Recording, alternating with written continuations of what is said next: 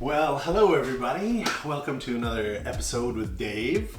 Today we are going to be going down the summer barbecue route again. We've got some gorgeous New York Striploins that we're going to be reverse searing on the barbecue. So we're going to pile a ton of mesquite smoke into that. And then we're going to make a simple little garlic butter to finish that off. We're going to change it up on the wine front. We're going to enjoy our steak with a beautiful Chardonnay, and to go along with it we're going to do some sweet potato cheeter fries. We're going to make a beautiful chipotle mayo that's going to go on top of that, and then also we're going to work on a beautiful summer salad. And the summer salad, you know what happens, sometimes you go to the farmer's market and you get a bag of greens and you bring them on home and you find out that it's kind of like falling face down in a giant bag, in a lawnmower clippings bag, and it's like really seriously, we're at the hardcore, you must really mean it kind of salad. So what we do today, to make sure this doesn't taste like a giant bowl of bitter lawn clippings, we're gonna emphasize that bitterness. We're gonna give it a little bit of a boost, and we're gonna do a blue cheese dressing. I'm gonna show you how I make my blue cheese dressing. So the New York Striploin with the sweet potato fries and that gorgeous blue cheese dressing and a big glass of gorgeous Chardonnay, and we're off to the races. All right, let's grab that Chardonnay out of the fridge. Don't recoil in terror when you see this. You're gonna think I'm in a rut, but I'm actually not.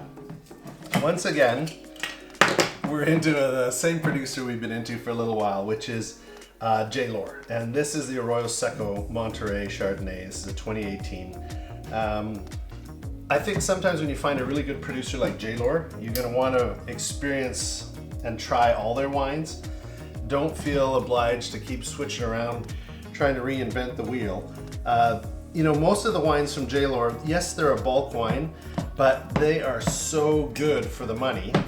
It is unreal. I would put these up in the $25 price range, 25 to 30 price range, up against a lot of wines in the $40 price range. And what we're going to do today is the same thing. We're going to splash the can. In you go.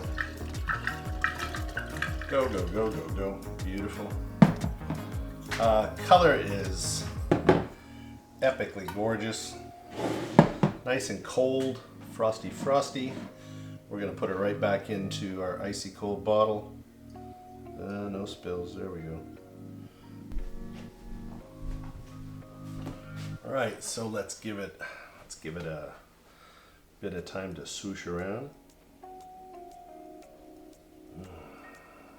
It's still a little cold, so it's a little closed. But I already get a beautiful buttery apple, kind of coconut, a little bit of tropical fruit. Oh, this smells amazing. That apple is incredible.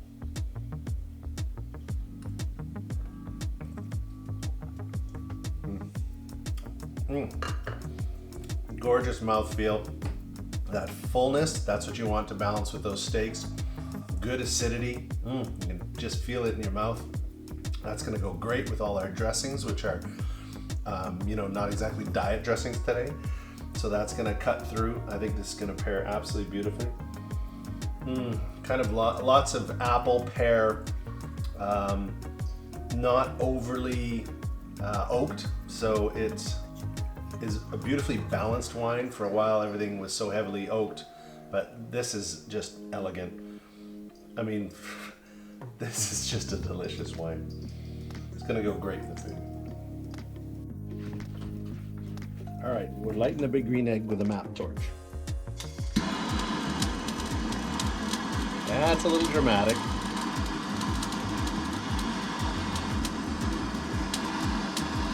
Don't be a wuss.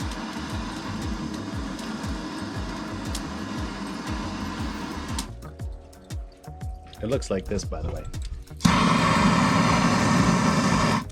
It's not that big a deal. Works like a hot damn. All right. We're putting some mesquite smoky chips on there. Mesquite. heat. Smoke.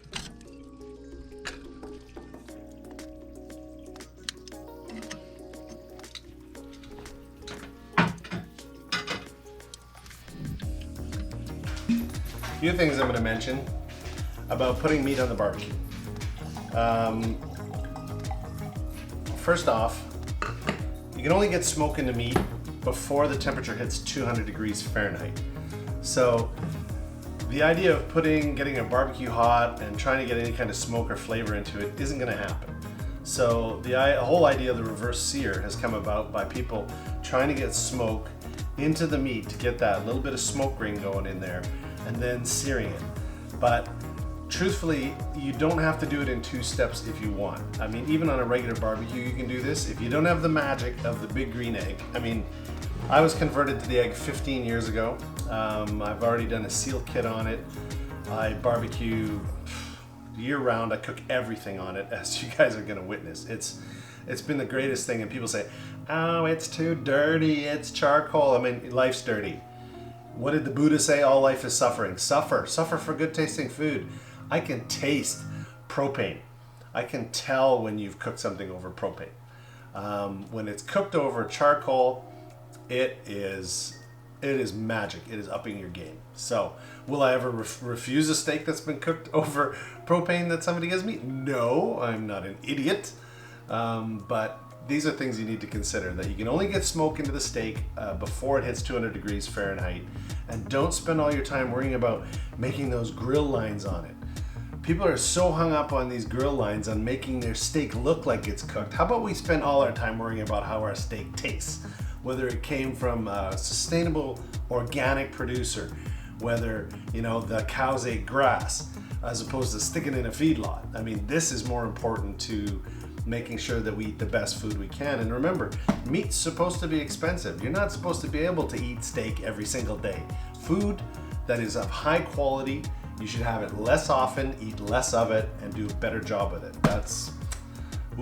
I believe that pretty strongly. So if you've had to endure this entire thing, you probably wanted to buy 2 bottles of that Chardonnay by now, and you're probably halfway through the first one because it's like wah, wah, wah. Anyways, that's what I believe. I'm gonna convince you. Might take me 100 episodes, but I'm gonna win you over. All right, we're gonna start off with 1 small onion. We don't need a big one. We're gonna try and cut it relatively small so that we don't have big chunks of onion in there. That would be a bit much for a salad dressing. So just use the front of your knuckles to control your knife so that there's no way you can cut your fingers. And then you can just zoom through foods. There we go, a little dicey. Repeat. See, cut thin.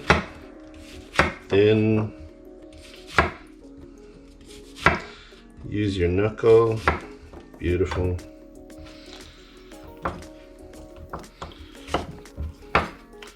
Always curve your fingers in, and that way the blade rides on the front of your fingers and it never gets near the tip of your fingers. And this is just practice. You just got to do this more and more and more, and you'll have no problems.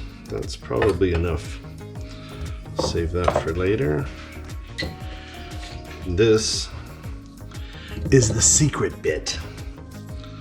All right, what we want to do is add juice of a lemon.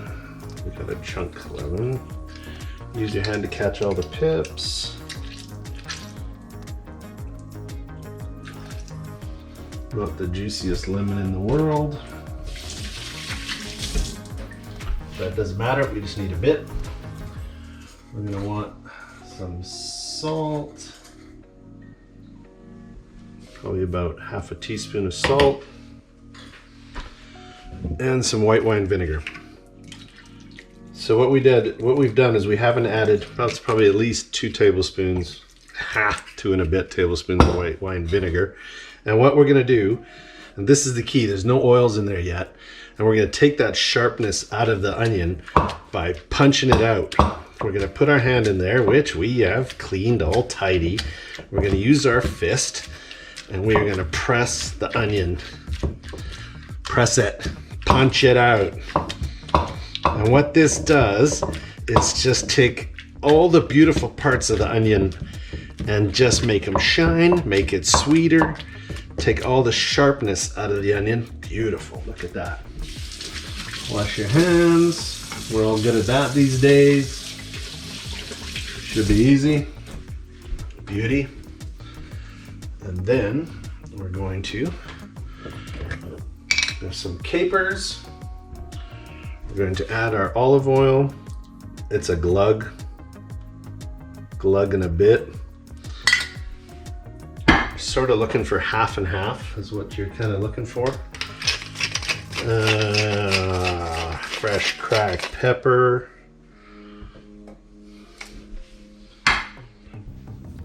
Capers. You need a special caper spoon. No, I'm kidding. It's just a little coffee dessert spoon, but I don't know why they insist on putting capers in jars where you can't get in there with anything other than the blade of a knife. It's like, it's harder than the games at the fair in order to get in there. Same thing, just chop them quickly in half so you get more flavor out of them. In with the capers, probably about a teaspoon, maybe a little less. I might get some more capers. If I can. Oh, my spoon fell in. Okay, I can do this. No, I can't. Oh, yeah, I got some. That's hardly worth the effort. Yeah, we're getting near the end of this jar of capers. Yeah, a few more. There we go. Chop, chop, chop, chop, chop, chop, chop. Take the caper juice, don't mind. Scoop it up, get it in. I like a fork.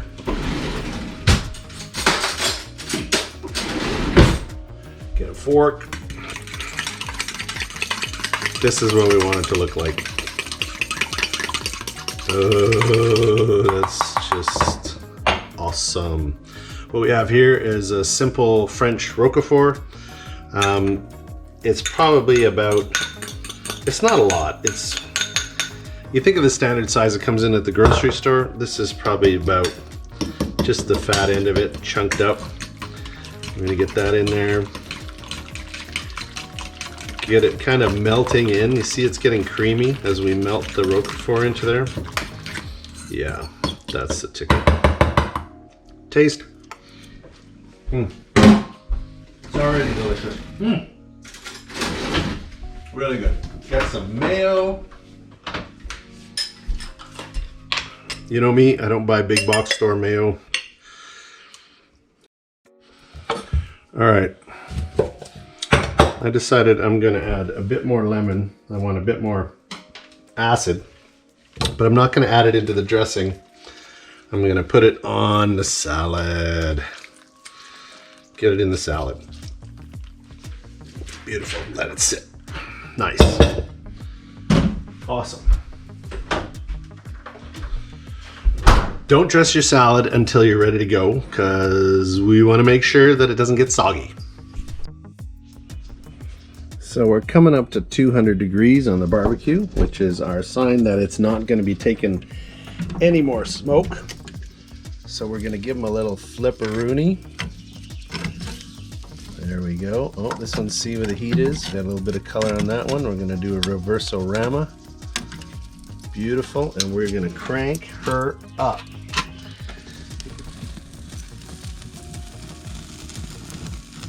Okay, so everybody's got this kind of sad little bundle of leftover parsley hiding in the bottom of their fridge or their veg drawer. And this is exactly the moment that this stuff shines.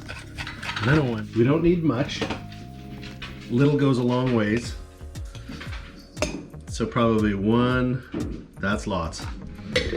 That'll be garlicky. Mush. Mush, mush, mush. Mushy, mushy. Oh yeah.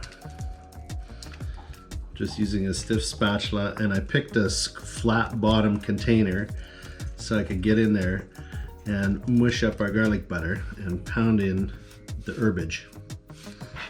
Parsley, get in there. Not left-handed, that flew out. Oh yeah. Oh yeah, that's looking like exactly what we're after, which is that. Stay there. Steak off the grill. Let's get our beautiful garlic and parsley butter all over it. And we will let them rest. All over. Mushy, mushy. That's all of it. Beauty. Oil.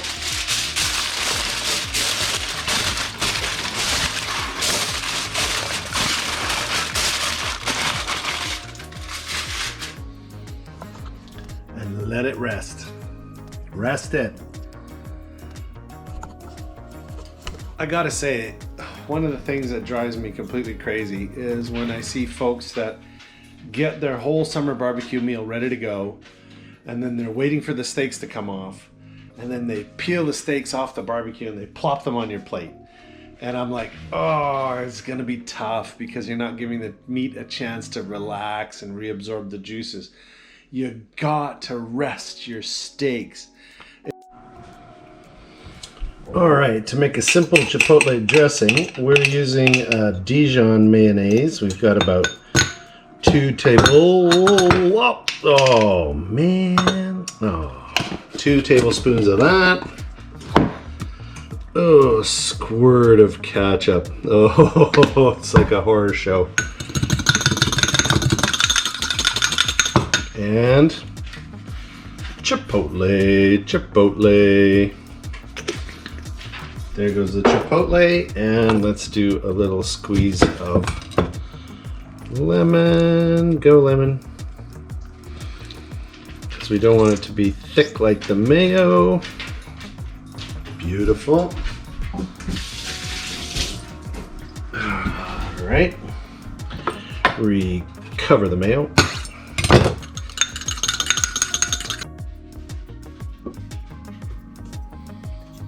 All right, we are going to dress the salad. So we've added a whole bunch of black pepper because we were thinking it was a little light on black pepper. We're going to go in with about half to start with. And we're going to use the tongs from the barbecue because we're not worried about it. And we're going to use the spatula to just keep moving the salad, dress the salad. We don't want it to be just drowning. We just want it to be nicely creamy.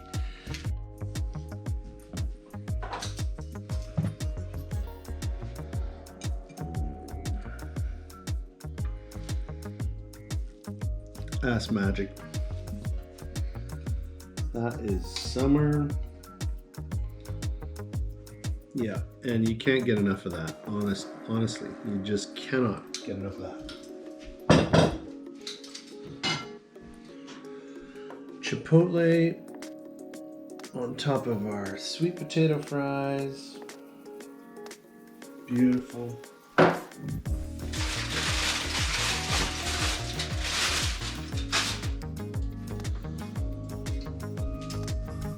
Well-rested steak coming in. And no, we're probably not going to eat that whole thing. It's just monstrous. It's huge. That would be obscene how much that is. Ooh, I just spilled everywhere. There we go. Oh yeah, that's all the melted butter. Okay, I'm going to clean that up.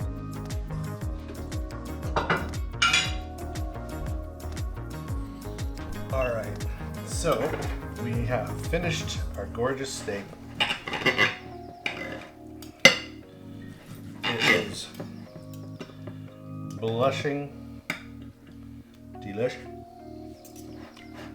Oh my God. Oh man, that's good.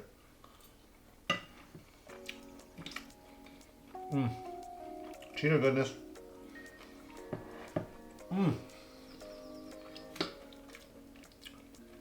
And the actual pièce de résistance, the blue cheese salad,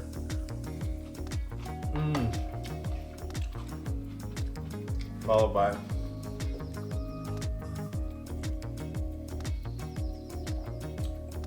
a killer Chardonnay. Thanks for joining me. Keep cooking with love. Keep cooking with love for the people you love.